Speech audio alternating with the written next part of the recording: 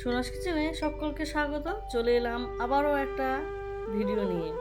তো এদিকে দেখুন আমার বাবা আর বৌদি দেশি মুরগি কাটা শুরু করে দিয়েছে। তো 3টে দেশি মুরগি কাটলো এখানে বসে। তো 3 কিলো ওজনের মাংস হয়েছে। এইদিকে আমি মশলা তৈরি করে নিয়েছি মাংস রান্না করার জন্য। তো জিরাটাকে প্রথমে গুঁড়ো করে নিলাম, তারপর আদা, কাঁচা লঙ্কা, শুকনো লঙ্কা, রসুন আর পেঁয়াজ পরিমাণ মতো দিয়ে জল দিয়ে এটাকে পেস্ট করে নেব। তো প্লিজ আপনারা সবাই আমার ভিডিওটা দেখতে থাকুন। ভালো লাগলে অবশ্যই লাইক, শেয়ার ও কমেন্ট করবেন আর সাবস্ক্রাইব করবেন। তো মশলাটা রেডি হয়ে গেছে, এদিকে আমি মাংসটাও বসিয়ে দিচ্ছি। তো মাংসটাকে প্রথমেই আমি লবণ আর হলুদ মেখে রেখেছিলাম, পরিমাণ মতো লবণ আর হলুদ মেখে রেখেছি। তো এদিকে তেল গরম করে দিয়ে সামান্য লবণ আর হলুদ দিয়ে আলুটাকে ভেজে নিলাম। আলুটাকে বেশ ভালো করে ধিমি আঁচে ভেজে নেব। হালকা লালচে লালচে রং ধরলেই আমি এটাকে নামিয়ে নেব। তো নামিয়ে নিচ্ছি।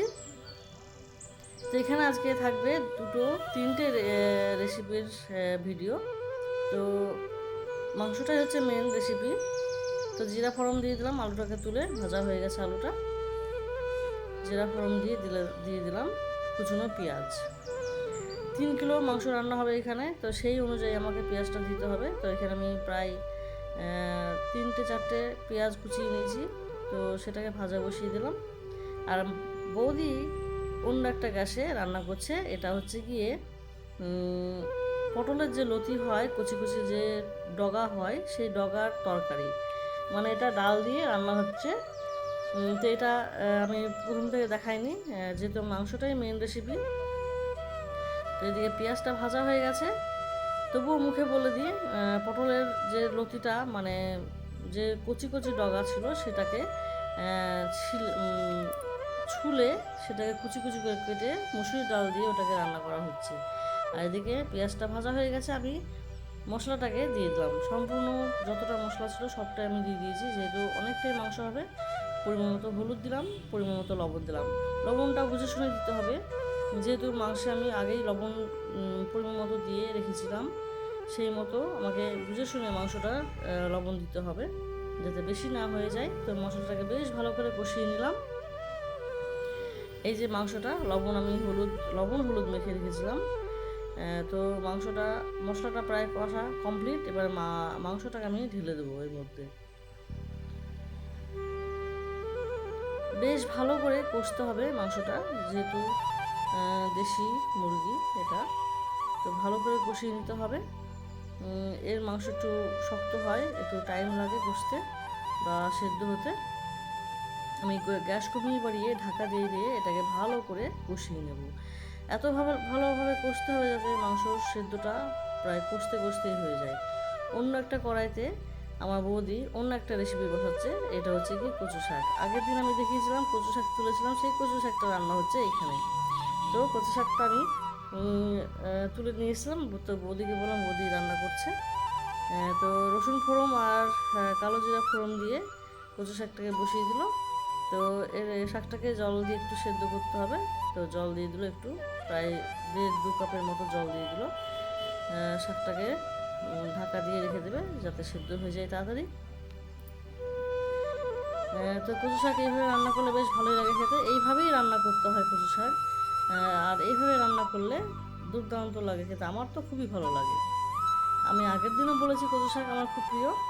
তো গ্যাস কমিয়ে দিলাম, দিয়ে আমি ঢাকা দিয়ে দিলাম মাংসটাকে। আস্তে আস্তে জল বেরোবে মাংস থেকে, আর সেই জলেই মাংসটা সেদ্ধ হবে আর কষা হবে।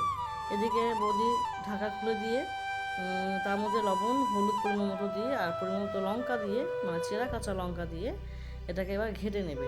বেশ ভালো করে ঘেটে শুকনো শুকনো করে নিতে হবে শাকটাকে। তো সেদ্ধটা প্রায় অনেকটাই কমপ্লিট হয়ে গেছে। তো এবার এটাকে শুধু ঘাটার পালা, যত ঘাটবে তত ঘেটে যাবে এটা, আর ততটাই শুকনো হবে, যতটা একদম শুকনো শুকনো হয়ে যাবে। যতটা না ওই কচু শাকের, মানে ডাঁটা কচু শাকে রান্না করতে হয়, ঠিক সেরকমভাবেই টান টান করে এটাকে রান্না করতে হবে। তো এদিকে রান্না হচ্ছে এটা, আর ওইদিকে হচ্ছে মাংস কষা। দুই দিকে দুজন রান্না বসিয়ে দিয়েছি। তো দেখুন কতটা জল বেরিয়েছে মাংস থেকে। এইভাবে জল বেরোবে আস্তে আস্তে, যতটা ঢাকা দিয়ে রাখবো ততটাই জল বেরোবে।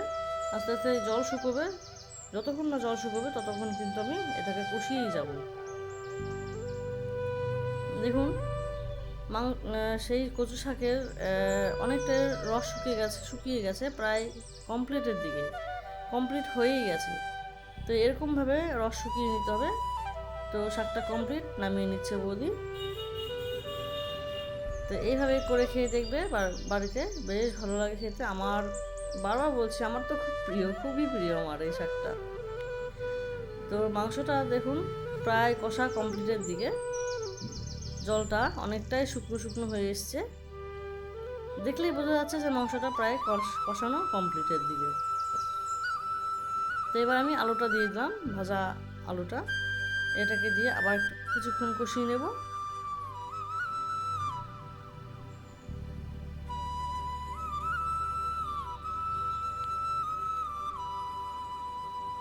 তো কষিয়ে নিয়েছি, ভালো করে কষিয়ে নিলাম। শুকনো হয়ে গেছে একদম, পুরো রস শুকিয়ে গেছে, মাংসের যে জল বেরিয়েছিল সেটা শুকিয়ে গেছে। তো কষানো কমপ্লিট। এবার আমি এর মধ্যে পরিমাণ মতো জল দিয়ে দেবো। কষতে কষতে মাংস সেদ্ধ হয়ে গেছে, হাড় প্রায় মাংস থেকে ছেড়ে গেছে, মানে দেখলেই বোঝা যাচ্ছে যে মাংসটা সেদ্ধই হয়ে গেছে।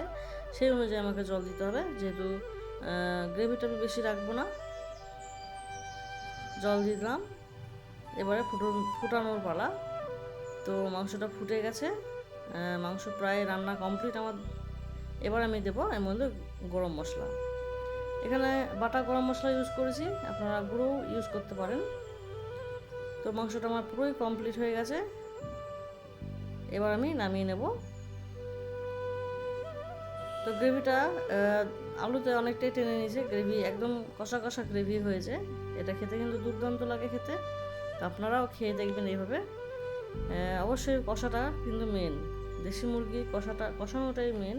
যত ভালো কষা হবে তত মাংসটাও খেতে টেস্টি হয়। ব্যাস, এই পর্যন্ত আমার ভিডিও। আপনারা ভালো থাকবেন, সুস্থ থাকবেন, আর আমার ভিডিওগুলোকে অবশ্যই লাইক, শেয়ার ও কমেন্ট করবেন, সাবস্ক্রাইব করবেন। ভালো লাগলে আমার পাশে থাকবেন। আর অবশ্যই অবশ্যই অবশ্যই এইভাবে করে খেয়ে দেখবেন, তারপরে আমাকে কমেন্ট করে জানাবেন কেমন লাগলো। তো ভিডিওটি আমি আর এখানে বড় করছি না। আপনারা সবাই ভালো থাকবেন, সুস্থ থাকবেন। টাটা।